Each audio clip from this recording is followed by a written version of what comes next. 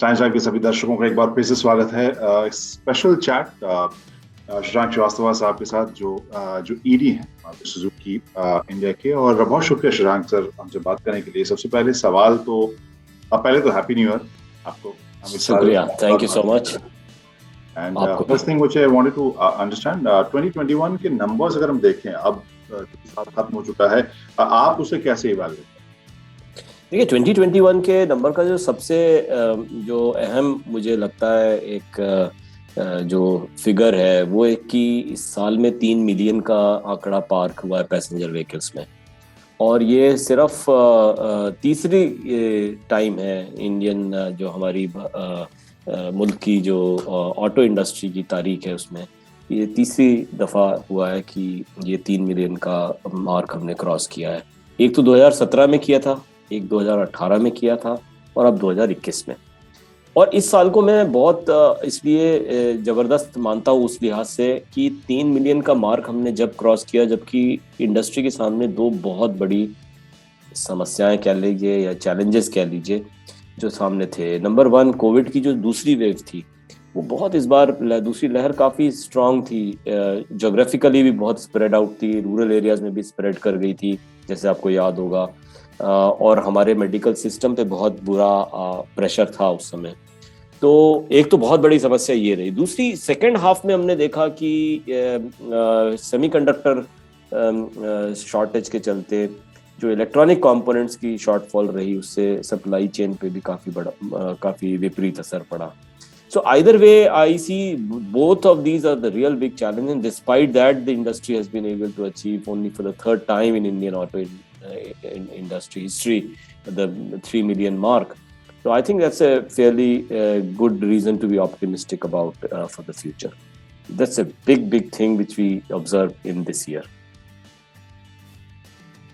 तो उस 3 मिलियन में जो सेगमेंट वाइज डिटेल है उसके बारे में तो आपसे हम जानना चाहेंगे, लेकिन जो मार्केट लीडर है उस सवाल पर आने से पहले एक सवाल जरूर पूछना चाहूंगा कि जो मार्केट लीडर है उस हिसाब से आपके ऊपर काफी प्रेशर इस साल रहा था।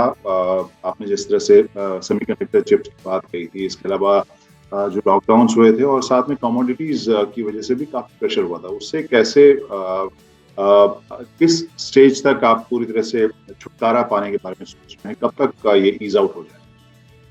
देखिए, आप अगर वो सेमीकंडक्टर के प्रेशर की बात कर रहे हैं जो सप्लाई से रिलेटेड है तो हाँ, आप सही फरमा रहे हैं, क्योंकि अगर आप डिमांड पैरामीटर्स देखें, बुकिंग्स देखें या इंक्वायरी लेवल्स देखें, वो बहुत अच्छी है।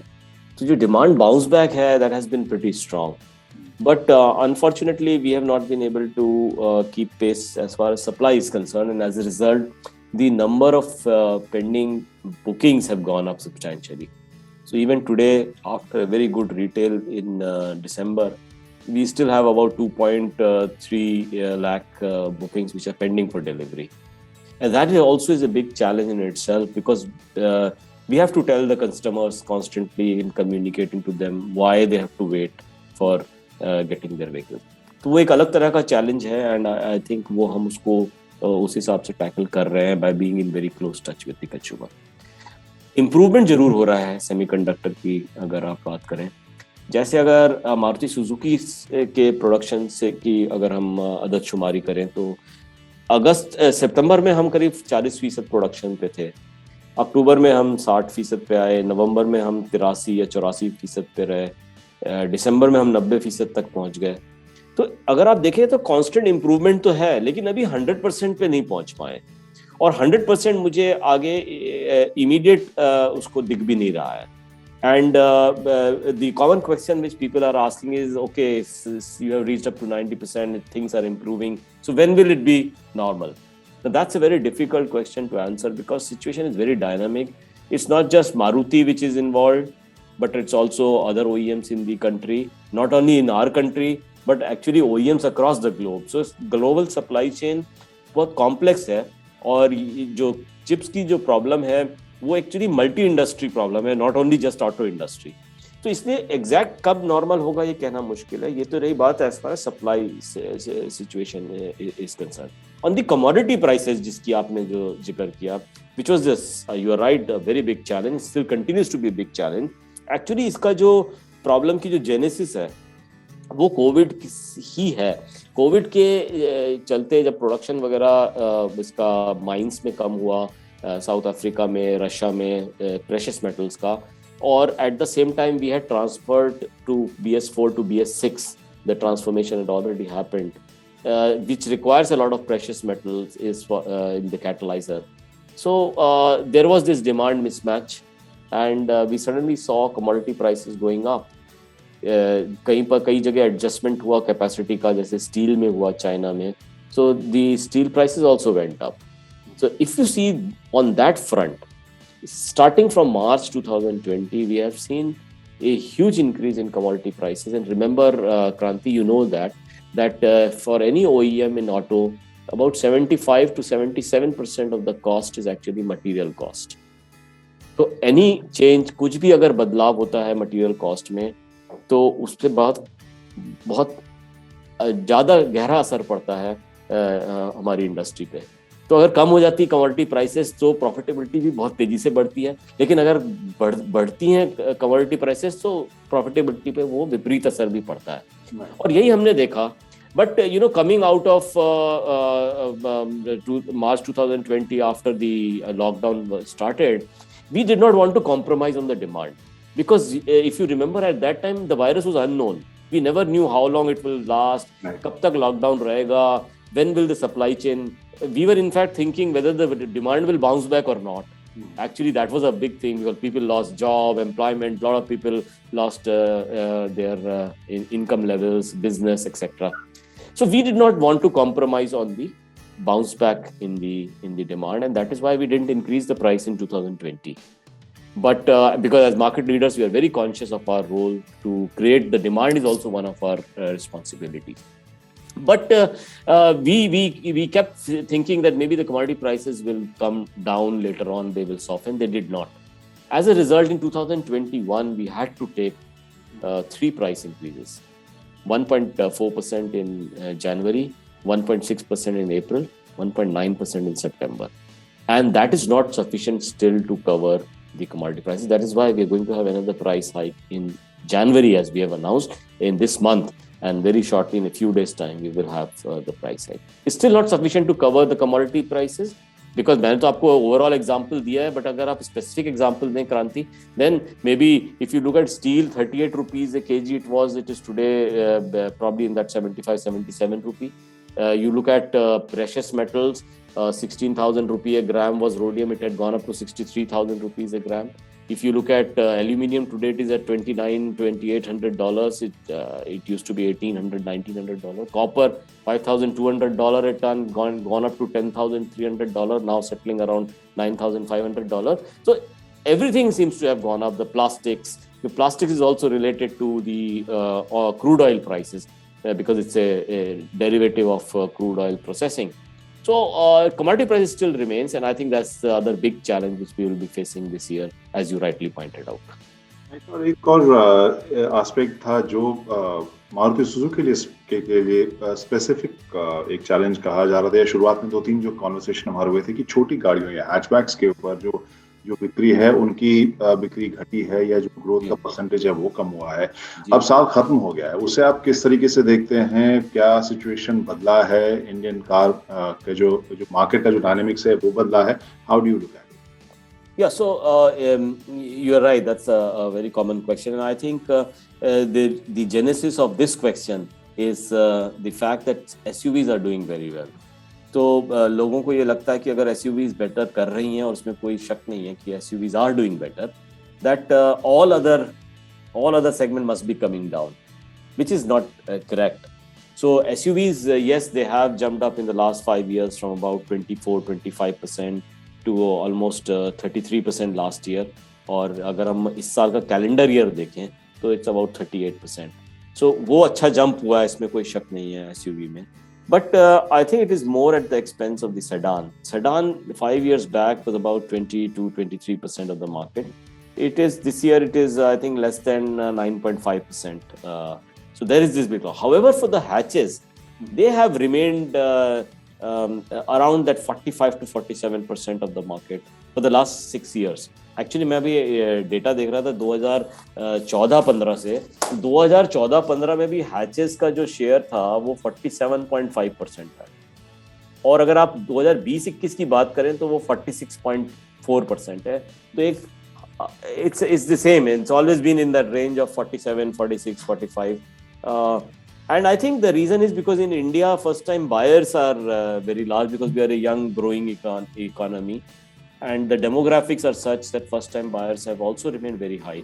First time buyers, by the way, Kranti, and I think we discussed this earlier, has been for the last 20 years in India in that range of 47%, which is remarkable, because if you look at some of those developed countries, Japan, maybe you will find first time buyers are about 4 or 5%. So हमारा एक young demography है, इसलिए हमारे नए buyers आते जाते हैं market में. We are a growing economy and that's good for segments like hatchback, because the first time buyer की करीब 57-58% लोग जो हैं prefer the hatchback. That is what we see in the actual statistics also. Basically you saying कि SUVs का हो हल्ला या एक इमेज जरूर बना है, लेकिन वो दरअसल वो हैचबैक्स नहीं बल्कि सेडान्स की कीमत के ऊपर बना है. जी. और आपको लग रहा है कि हैचबैक अभी जो जिस स्पीड या जिस वॉल्यूम के साथ चल रही थी, उसी वॉल्यूम के साथ अभी आने वाले कुछ सालों तक चलेगी? क्या अंदाजा है आपका अगर हैचबैक? जी, हमारा तो यही अंदाजा है, क्योंकि हैचबैक आगे भी देखिए, जैसे मैंने बताया, डेमोग्राफी इतनी जल्दी चेंज होती नहीं है. India is one of the youngest Nations, हमारा ग्रोइंग इकोनॉमी है, नई वर्कफोर्स आएगी हर साल मार्केट में, तो फर्स्ट टाइम बायर होंगे ही होंगे. And therefore, you are right, hatches should continue, and they have been doing well for so many years. So going forward, I also believe that hatches will continue to do well.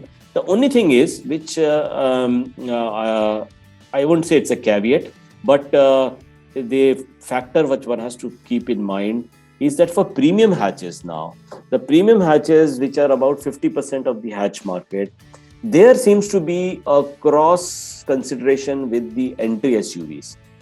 And the reason is that the entry SUVs, because of the 4-meter advantage in terms of the taxation, now the price points seem to be quite overlapping. So जब ये price point overlap possible जो पहले नहीं था SUVs के साथ में, क्योंकि SUVs were always more than 4 meter, and they never could get that the GST benefit which they are getting today. The entry SUV market, there is the price points, there is a heavy overlap with premium hatches and also the entry sedans. That is why we see so much of cross consideration, and so that is something which we have to watch out. वही मेरा अगला सवाल वो भी रहा था, क्योंकि अगर हम बात करें, बहुत से कस्टमर्स जो हमें लिखते हैं, जो उनको थोड़ा कंफ्यूजन होता है, वो प्रीमियम हैचबैक और एंट्री जो एसयूवीज हैं, चाहे वो पंच हो या मैग्नाइट हो, काइगर, इस तरह की गाड़ियों के बारे में वो कंफ्यूज होकर हमें सवाल करते हैं जी. वो जो ओवरलैपिंग है, वो आपको लगता है कि जो फीचर लोडेड बड़ी प्रीमियम हैचबैक है उनके मार्केट के को कम करेगा? हाँ, तो मैं यही बोल रहा हूँ कि ये हमें देखना पड़ेगा कि ये जो क्रॉस कंसिडरेशन है वो कहाँ तक सेल में कन्वर्ट होता है. So cross consideration तो बढ़ा है, इसमें कोई शक नहीं है, and that is why you see the entry SUV have actually grown much faster than the mid SUV. और अगर आप entry SUV देखें, 2015-16 में सिर्फ 5% होती थी मार्केट की, आज की डेट में वो 22% है मार्केट. जबकि उसी टाइम पे जो मिड SUV जो करीब 10-11% होती थी, that has become about 15-16%. So that has not grown as much. It is the entry SUV which has grown, and this has also seen a lot of action ever since Brezza came in. So Brezza is the market leader in the entry SUV, and ever since it came in 2016, we have seen this segment grow, and a lot of interest in the segment from other OEMs as well. So you have seen the launch of Nexon, Sonnet, Venue.